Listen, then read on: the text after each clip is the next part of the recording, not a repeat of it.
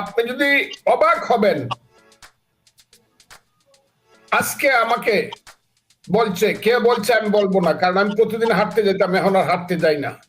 হাসিনার সময় মনে হইতো না, শেখ হাসিনার সময় আমি হাঁটতে গেলে আমার কোনো অসুবিধা, পার্কে সকালবেলা।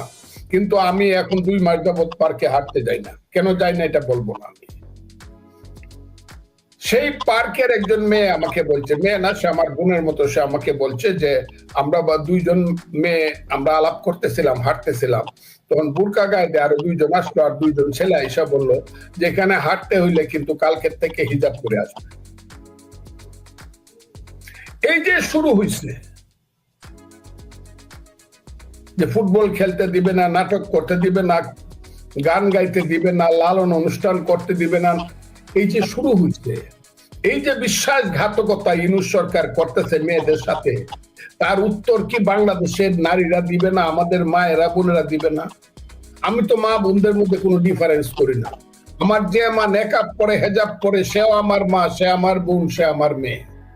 আবার যে চুল খুলে সুন্দর করে আশ্রয়ে গিয়ে ফুটবল খেলে, সেও আমার মা এবং বোন। আবার যে বিশ্ববিদ্যালয়ে পরে বোরকা পরে, সেও আমার বোন মা।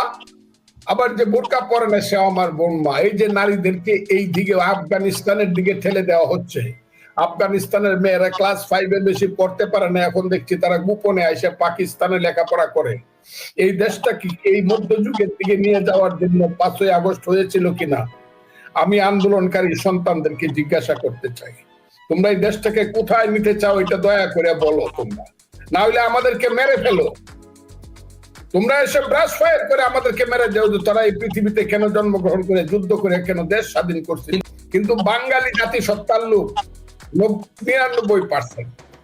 যতদিন বাঙালি থাকবে আওয়ামী লীগের রাজনীতিতে থেকে যাবে। ধন্যবাদ স্যার আপনাকে। আমি একটা যে কথাটা 1 মিনিট না হলে ভুল হবে। আর যতদিন এই দেশে কিন্তু 92% মুসলিম, জি, যেহেতু 92% মুসলিমের দেশ, জামাত থাকুক আর না থাকুক, এইখানে ধর্মের নাম, ইসলাম ধর্মের নামে রাজনীতি থেকে যাবে, এটাকে বাদ দেওয়া যাবে না। আমি বলছি, আজকে বলি ছাত্রলীগকে নিষিদ্ধ করা হয়েছে, ইতিহাসের একটা অংশ ছাত্রলীগ, ওরা অনেক খারাপ কাজ করছে, আমার সন্তান তুল্য, তারপরও কোন সংগঠনে নিষিদ্ধ হোক এটা আমার দল চায় না, আমি চাই না, কেউই না, এবং সে নিষিদ্ধ করে কাউকে রাখাও যায় না। এখন কোন নিষিদ্ধের পক্ষে আমরা না। কাজে ছাত্রলীগ, আমি জানি না, বাংলাদেশে হয়তো বা একটা সময় যাবে যে সময়টা অনেক বেশি অন্ধকারের যুগ যাবে। একটা পর্যায়ে সূর্য যখন উঠবে তখন বোঝা যাবে দেশপ্রেমিক কারা, এবং তখন ছাত্র সংগঠন নতুন ভাবে গড়ে উঠবে বলে আমি মনে করি। না থাকলে একটা দেশে কিছু লোক, সেই দেশটা মৃত প্রায় বা মৃত দেশ। যে 26 জন বঙ্গবন্ধুর বাড়ির ব্যাপারে স্টেটমেন্ট করছে, তাদের নামটা কিন্তু ইতিহাসে একদিন থেকে যাবে যে এই লোকজন প্রতিবাদ করছিল। আমি তাদেরকে ধন্যবাদও দিব না, তাদেরকে আমি ছোটও করব না। আমি আপনাকে বলি, আমি যেভাবে কথাটা বলছি আপনি শুনেছেন, আমি বলছি শেখ মুজিবের বাড়িটা পুড়ে দেওয়া উচিত, কারণ এই লোকটা এই আমাদের খুব সর্বনাশ করছে। আমরা যারা স্বাধীন পাকিস্তান চাইতাম, এই লোকটাই 6 দফা দিয়া কইছে যে পাকিস্তানেরা আমাদেরকে শোষণ করে, পাঞ্জাবিরা আমাদেরকে লুট করে, আমার সম্পদ সোনার বাংলা শ্মশান হচ্ছে। এই লোকটাই আমাদের মুখে ভাষা দিল, তুমি কে আমি কে, বাঙালি বাঙালি, তোমার আমার ঠিকানা পদ্মা মেঘনা যমুনা, রক্ত সূর্য উঠেছে। আমি কথাগুলা বলছি বাড়ির ব্যাপারে, বীর বাঙালি জেগেছে। এইটা বলার কারণে মানুষ যে ডাকলো, যুদ্ধ হইলো, একটা বাংলাদেশ হয়ে গেল। তা না হইলে আমরা পাকিস্তানে, কত সুন্দর পাকিস্তান ছিল, আমরা থাকতাম, আমাদের সুন্দরী বোনগুলারে পাকিস্তানি পাঞ্জাবি ছেলেরা বিয়ে করতো, আমাদের কত সুন্দর ভাগ্না ভাগ্নি হইতো, আদমজির কলকারখানা থাকতো, ইস্পাহানি দাওয়াত বাওয়ানদের থাকতো, আমরা এটার কর্মচারী থাকতাম, অথবা তাদের দারোয়ান থাকতাম। আদমজির নাতির গাড়ি গেলে গুলশানের সামনে দাঁড়ায় রোলস রয়েস দেখে আমরা হাততালি দিতাম। শেখ মুজিবুর রহমান এই কামটা খুব খারাপ করছে দেশটারে এই দিকে নিয়ে, এটা আমি বলছি কথাটা, তার বাড়িটা। কিন্তু আপনাদেরকে বলি যেটা সবচেয়ে দুর্ভাগ্যজনক, কিশোরগঞ্জের মতো একটা জায়গাতে, যেটা আমার জেলা, সেইখানে জাতীয় চার নেতা, আমি নাইবা বললাম, জাতীয় চার নেতা সবাই জানে এরা কারা। এরা মুক্তিযুদ্ধের সময় 4 জনই মন্ত্রী ছিলেন। সৈয়দ নজরুল ভারপ্রাপ্ত রাষ্ট্রপতি, মুজিবনগর সরকারের তাজউদ্দিন আহমদ বাংলাদেশের প্রথম প্রধানমন্ত্রী, মনসুর আলী কামরুজ্জামান তাদের স্ট্যাচু ভাঙ্গা ঘুরায় দিছে। আর সবচেয়ে দুর্ভাগ্যজনক হলো এর সঙ্গে সঙ্গে তারা 7 জন যে বীর শ্রেষ্ঠ তাদের স্কাল্পচার গুলো, ভাস্কর্য গুলো ভাঙ্গা চুরমার করে দিচ্ছে। এই যে দুর্ভাগ্যজনক ঘটনা, তাইলে এই যে বলা হচ্ছে শেখ হাসিনার বক্তৃতার প্রতিবাদে অথবা বক্তৃতার প্রতিক্রিয়া এই দেশে তার বঙ্গবন্ধুর বাড়ি বা শেখ মুজিবের বাড়ি পড়ছে, এই কথাটা আসলে সত্য নয়, এটা হলো বাহানা। আসল কথাটা হলো এই বাহানাটাকে সম্বল করে মুক্তিযুদ্ধের সমস্ত চিহ্নকে দেশ থেকে উৎখাত করে দেওয়াই হলো তাদের আসল উদ্দেশ্য। এবং এই যে শুরু হয়েছে, এটা যে কবে শেষ হবে, এই যে কুপমন্ডু কথা, ধর্মের নামে এই যে অন্ধকারের দিকে জাতিকে নিয়ে যাওয়া, পৃথিবীর কোন মুসলিম দেশে, আমি বলছি মালয়েশিয়া থেকে ধরে ইন্দোনেশিয়া, পাকিস্তান থেকে ধরে তুরস্ক, মিশর, ইরান, ইরাক, এমনকি সৌদি আরব, মধ্যপ্রাচ্য, এমনকি সেন্ট্রাল এশিয়ার সমস্ত মুসলিম দেশ, উজবেকিস্তান, তাজিকিস্তান, সেখানে গেলে, উজবেকিস্তানে গেলে দেখা যায় সবচেয়ে উঁচু যে স্কাল্পচারটা সেটা হলো সম্রাট বাবরের, কারণ সে ওই দেশেরই সন্তান ছিল। সারা পৃথিবীতে মুসলিম দেশে ভাস্কর্য আছে, কেউ তো ভাঙ্গে না। আমরা এত বড়ই মুসলমান হয়ে গেলাম যে ওই দেশ থেকে বেশি আমরা সমস্ত ভাস্কর্য ভেঙে ফেলবো। মূর্তি আর ভাস্কর্যের ডিফারেন্স আমরা বুঝবো না। আমরা কেন এত কুপমণ্ডুক, অজ্ঞান, অধম কেন হইলাম, নরাধম কেন হইলাম, আমরা ভেঙে দিচ্ছি। শুধু তাই না, আমার সবচেয়ে খারাপ লাগছে কালকে মহিলা সমিতিতে যে নাটক হয়, গত 70 বছর পাকিস্তান আমল থেকে যে নাটক হয়, যেটা পৃথিবীতে কন্টেস্ট করে সারা পৃথিবী ব্যাপী, বিশেষ করে ভারতবর্ষের শ্রেষ্ঠ নাটক গুলা যে মহিলা সমিতিতে হয়, কালকে একদল লোক গেছে মহিলা সমিতির সমস্ত নাটক বন্ধ করে দিছে। মহানগর নাট্য মঞ্চের সমস্ত নাটক তারা বন্ধ করে দিছে। তারা লালনের গান বন্ধ করে দিছে। তারা সিনেমা অভিনেত্রীদের অভিনয় বন্ধ করে দিছে। এগুলো আপনারা জানেন না দূরে থেকে, এবং এগুলো অলরেডি হয়ে গেছে। কেউ আর এখন গান গায় না বাংলাদেশে, কেউ আর এখন বাংলাদেশে গান গাইতে পারে না। নাই আরে নাই বাদাম তুইলা কোন দূরে যাও চইলা, ও কি গারিয়াল ভাই, এই গান আর কেউ গাইতে পারে না। এখন আর গান গাওয়ার কিছু নাই। এখন মেয়েদেরকে ফুটবল খেলতে দেওয়া হয় না। এই সরকার, ইউনূস সাহেবের সরকার মেয়েদের সাথে সবচেয়ে বড় বিশ্বাসঘাতকতা করছে। কারণ ইউনূস সরকারের আন্দোলনে, ইউনূস সাহেব ছিলেন না আন্দোলনে, ছাত্রদের আন্দোলনে, এই ছেলেদেরকে আমি জিজ্ঞাসা করি, তোমরা তোমাদের মা বাবার কসম খায়া বলো, তোমরা বেশি আন্দোলন করছো না ইউনিভার্সিটির মেয়েরা বেশি আন্দোলন? তোমাদের মা বাবার কসম দিলাম তোমাদেরকে, নাকি বিকারুন্নেসের মেয়েরা বেশি, নাকি ইডেনের মেয়েরা বেশি, নাকি রুকেয়া হলের মেয়েরা বেশি, নাকি তোমরা বেশি আন্দোলন করছো? মেয়েরা তো আমি দেখছি বলছে, পুলিশের সামনে গিয়ে দাঁড়ায় বলছে আমার ভাইকে নিতে পারবে না, আমার বুকের উপর দিয়ে ট্রাক চালায় দেও।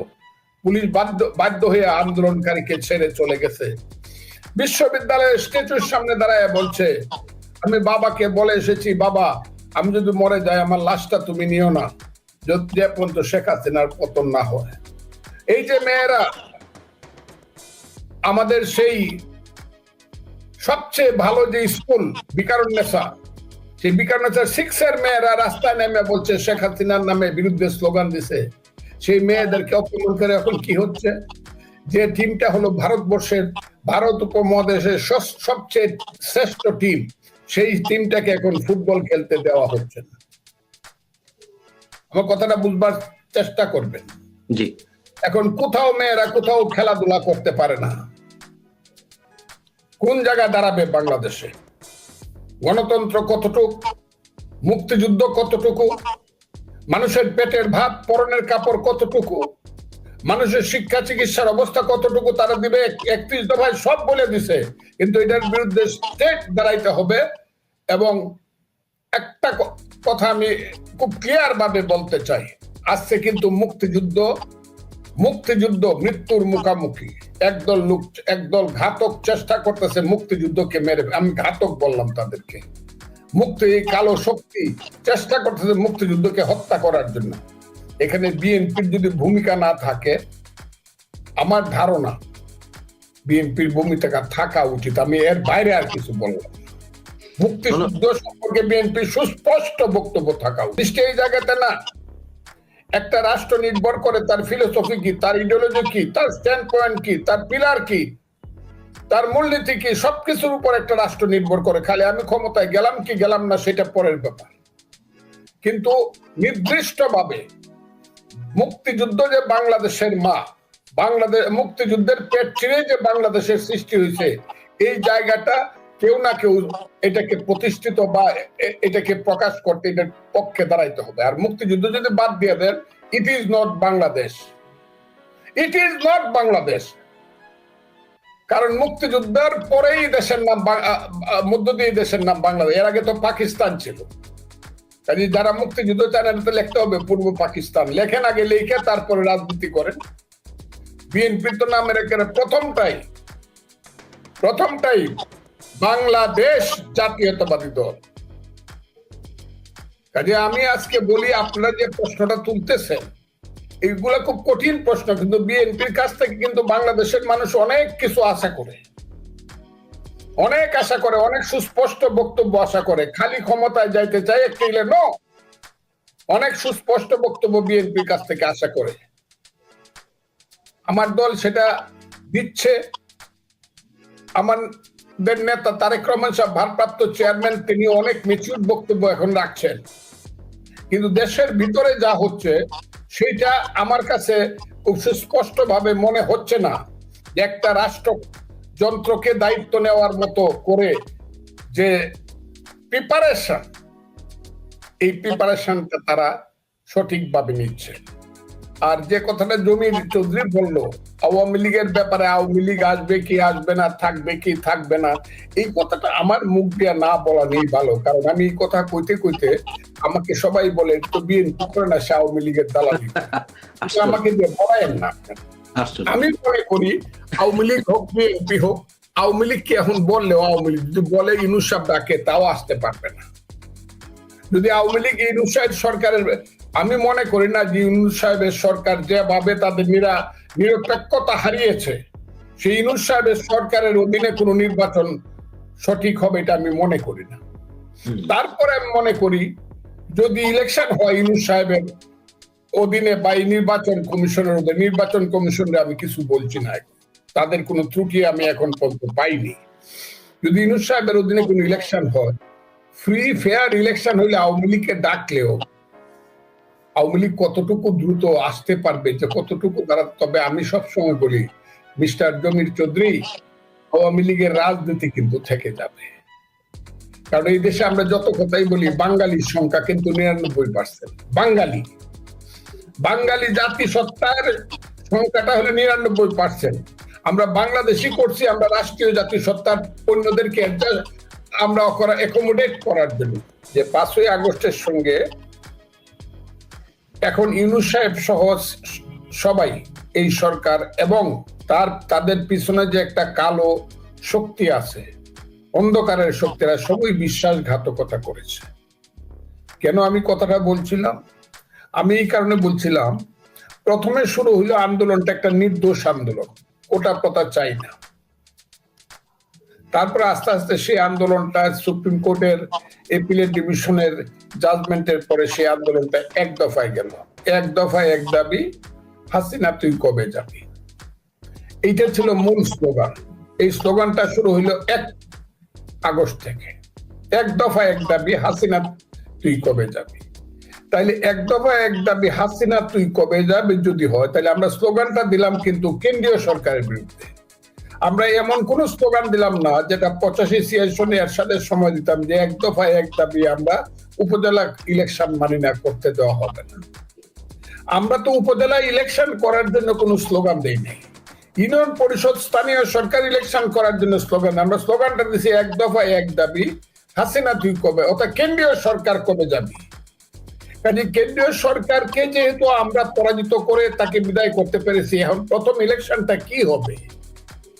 প্রথম ইলেকশনটা হবে কেন্দ্রীয় সরকারের ইলেকশন, জাতীয় সরকারের ইলেকশন। এটা তো বিশ্বাসঘাতকতা করতেছে তারা, এখন তো এই কথাগুলো বলতে হবে। তারা তো বিশ্বাসঘাতকের ভূমিকা অবতীর্ণ হয়েছে স্থানীয় সরকার ইলেকশনের কথা বলিয়া। কারণ স্লোগানটা ছিল এক দফা এক দাবি, হাসিনা তুই কবে যাবি। হাসিনা তো কেন্দ্রীয় সরকার, জাতীয় সরকার, কাজে জাতীয় ইলেকশন হবে। সারা জাতিকে গ্যাপের মধ্যে রাখিয়া, সারা জাতিকে আপনি সরকার বিহীন রাখে আপনি স্থানীয় সরকার ইলেকশন করছেন।